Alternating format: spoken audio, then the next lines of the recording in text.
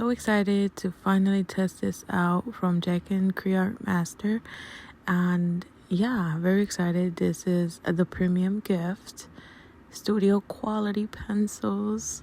It even comes with this little sketch test card. Mind you, I did a disaster because, your girl's not very good at following directions.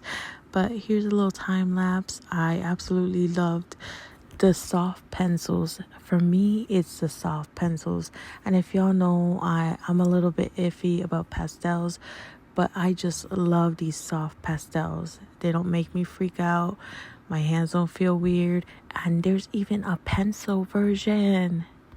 I didn't even know that they made pencil pastels.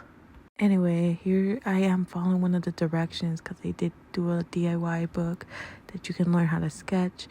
And then they gave some directions, a little tutorial with cards. That was really useful and I loved it.